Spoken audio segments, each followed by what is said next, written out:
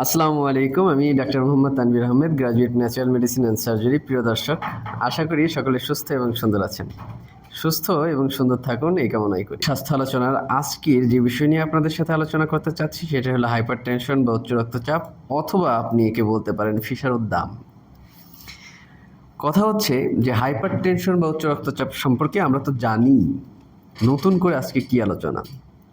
নতুন করে আলোচনাটা হচ্ছে এই, আমরা আসলে হাইপারটেনশন কি জন্য হয় সে বিষয়টার দিকে আলোকপাত করব।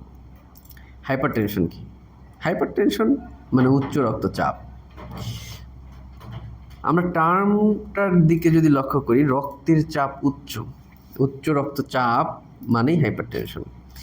এখন কথা হচ্ছে অ্যাকর্ডিং টু ডেফিনেশন যদি লক্ষ্য করি কিভাবে হাইপারটেনশন হয়, কেমন কি, সেটা হলো হাইপারটেনশন বলতে বোঝা যায় রক্তনালীর অভ্যন্তরে রক্তের ভলিউম ইনক্রিজের কারণে, ব্লাড ভলিউম ইনক্রিজের কারণে সৃষ্ট রক্তের চাপই হচ্ছে উচ্চ রক্তচাপ। এখন কথা হচ্ছে রক্তচাপ নেই বা থাকবে না, দরকার নেই না, বিষয়টা এরকম না। রক্তচাপ আমাদের দরকার আছে, রক্তচাপ আমাদের জন্য জরুরি, কিন্তু মাত্রা অতিরিক্ত না, কোয়ান্টিটির ব্যালেন্স থাকতে হবে। মাত্রা অতিরিক্ত রক্তচাপ নয়। মাত্রা অতিরিক্ত রক্তের চাপে কি সমস্যা আমাদের? মাত্রা অতিরিক্ত রক্তের চাপ হলে আমাদের ব্লাড ভেসেল ইনজুর হওয়ার চান্স থাকবে। সেটা যদি ব্রেনে গিয়ে ব্লাড ভেসেল ইনজুর করে, সেখানে রক্তক্ষরণ হয়, সেখানে স্ট্রোক অথবা প্যারালাইসিসের মতো সমস্যা ঘটতে পারে। রেনাল সিস্টেম, কিডনিতে যদি এই সমস্যা হয়, রেনাল ফেলিওর হতে পারে। এছাড়াও যেহেতু আমাদের সারা দেহে, সমস্ত দেহে আমাদের রক্তনালী, ব্লাড ভেসেলের সরবরাহ আছে, তো সেই ক্ষেত্রে বিভিন্ন জায়গায় বিভিন্ন ধরনের সমস্যা ঘটতে পারে। এখন কথা হচ্ছে যে এই সমস্যার সমাধানে আমাদের কনভেনশনাল মেডিসিন কি করছেন? আমাদের কনভেনশনাল মেডিসিন বিভিন্ন সিনথেটিক কেমিক্যাল নির্ভর ওষুধ আমৃত্যু খেয়ে যাওয়ার পরামর্শ আমাদের ম্যানেজমেন্টে আমরা তাই দেখে থাকি। বাই দ্য ডেফিনেশন আমরা যদি লক্ষ্য করি, যেহেতু ব্লাড ভলিউম বেড়ে যাওয়ার দরুন রক্তর চাপ হলো উচ্চ রক্তচাপ, আরও বিভিন্ন আমরা সহজ ভাষায় যতটুকু বুঝতে পারছি। এখন এটা যদি আমি কনভেনশনাল সায়েন্স অনুযায়ী, এলোপ্যাথি মেডিসিন অনুযায়ী ক্লাসিফাই করি, তো আমরা সেখানে দেখব প্রাইমারি হাইপারটেনশন, সেকেন্ডারি হাইপারটেনশন। খুবই আশ্চর্য হবেন জেনে যে প্রাইমারি হাইপারটেনশন, বেশিরভাগ মানুষই প্রাইমারি হাইপারটেনশনে সাধারণত ভুগে থাকেন এবং প্রাইমারি হাইপারটেনশনের কোনো কারণ নেই। এখন কোথাও ভেজাল হয়েছে, ভেজাল সম্পর্কে আপনারা জানেন কিনা? ভেজাল হয়েছে, মারামারির সিচুয়েশন, এখন দুই পক্ষই নানাভাবে সিচুয়েশন গরম করে ফেলছে। আপনি এই সমস্যাটা থেকে আপনি পরিত্রাণ দিতে চাচ্ছেন, আপনি সেখানে পেশিশক্তির প্রয়োগ করবেন, এতে কি আপনার সঠিক ম্যানেজমেন্ট হবে? না।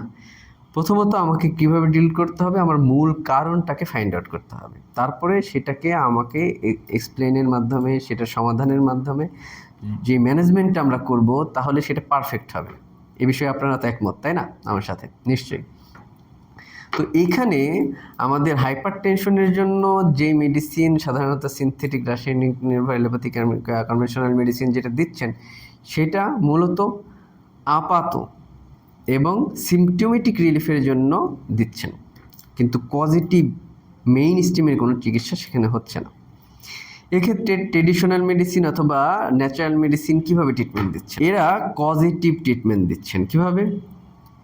ভলিউম যেহেতু বেড়ে যাওয়ার দরুন এই সমস্যাগুলো, তো ভলিউম রিডিউস করার জন্য তারা কাজ করছেন। কীভাবে? নাম্বার 1, ডায়েটোথেরাপি, লবণ পরিহার করতে বলছেন। হ্যাঁ, কনভেনশনাল মেডিসিনও লবণ পরিহার করতে বলেন, তো কিন্তু এর পিছনের কারণ কি? তাদের ব্যাখ্যা নেই। কিন্তু আপনি metaphysics, traditional Chinese medicine, Unani medicine, whatever, এই মেডিসিনগুলো দিয়ে যদি এর ব্যাখ্যা করেন, ভলিউম কমানোর জন্য লবণ পরিহার করা জরুরি। কেন? লবণ মাত্রা অতিরিক্ত ওয়াটার কনজাম করে, এবং লবণ যখন খাওয়া হয়, তো লবণটা ব্লাডের অভ্যন্তরে গিয়ে ব্লাডের ভলিউম বৃদ্ধি করে, এটা একটা কারণ। তারপরে লবণ যারা খায় বেশি, তাদের জন্য কিন্তু পানির তৃষ্ণাও বেশি। তো ডায়েটোথেরাপির মধ্যে আমরা ন্যাচারাল মেডিসিনে প্রথমত কি পরিহার করব? লবণ পরিহার করতে পারি। দ্বিতীয় যেটা করতে পারি, সেটা হলো আমরা রেজিমেনাল থেরাপি অথবা রেজিমেন্টাল থেরাপি গ্রহণ করতে পারি। একই মূল পজিটিভ যেই প্রবলেম সলভ করব। কি করব? ভেনাস সেকশন করব, ফসদ করব, অথবা কাপিং থেরাপি গ্রহণ করব। ভেনাস সেকশন অথবা ফসদ কি? ব্লাড ভ্যাসেল থেকে রক্ত বের করে রক্ত পরিমিত পরিমাণে করা, যার দরুন আমাদের উচ্চ রক্তচাপ নিয়ন্ত্রিত হয়। আপনারা জেনে থাকবেন নিশ্চয়ই রাসূল সাল্লাল্লাহু আলাইহি সাল্লাম কাপিং থেরাপি গ্রহণ করতেন অথবা হেজেমা থেরাপি গ্রহণ করতেন। এরপরে আমরা যেটা করতে পারি, ফার্মাকোথেরাপি গ্রহণ করতে পারি। ফার্মাকোথেরাপি কি? ফার্মাকোথেরাপির মধ্যে মানে ঔষধ গ্রহণ করতে পারি, ন্যাচারাল মেডিসিন গ্রহণ করতে পারি, আস্ট্রোফিন সেবন করতে পারি, সিরাপ বুজুরি সেবন করতে পারি। সিরাপ বুজুরি ভালো ডায়াবেটিক হিসেবে কাজ করে। ডায়াবেটিক কীভাবে কাজ করতেছে? হাইপারটেনশন নিয়ন্ত্রণের জন্য, উচ্চ রক্তচাপ নিয়ন্ত্রণের জন্য ডায়াবেটিক যেভাবে কাজ করছে, ব্লাড ভলিউম বেড়ে গেছে।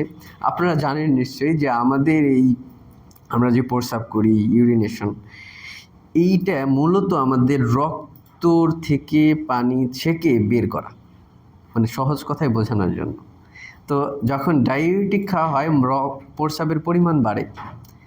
প্রস্রাবের পরিমাণ বাড়ার মাধ্যমে রক্তের ভলিউম কমানো হয়, এতে করে উচ্চ রক্তচাপ নিয়ন্ত্রণ হয়। It's very simple procedure. তো আপনারা ন্যাচারাল মেডিসিনের মাধ্যমে এই সমস্ত সমাধানগুলো নিতে পারেন, ম্যানেজমেন্টটা আনতে পারেন আপনাদের প্রত্যহ জীবনে। অবশ্যই ভালো হয়। একজন গ্রাজুয়েট ন্যাচারাল মেডিসিন এবং সার্জারি চিকিৎসকের শরণাপন্ন হন। সুস্থ থাকুন। আর সুস্থ থাকতে অবশ্যই স্রষ্টার কাছে প্রার্থনা করুন। সুস্থ থাকুন, সুন্দর থাকুন, ন্যাচারাল মেডিসিন গ্রহণ করুন, রাসায়নিক সিনথেটিক কেমিক্যাল নির্ভর মেডিসিন যথাসম্ভব পরিহার করুন। সুস্থ থাকুন, সুন্দর থাকুন। আসসালামু আলাইকুম।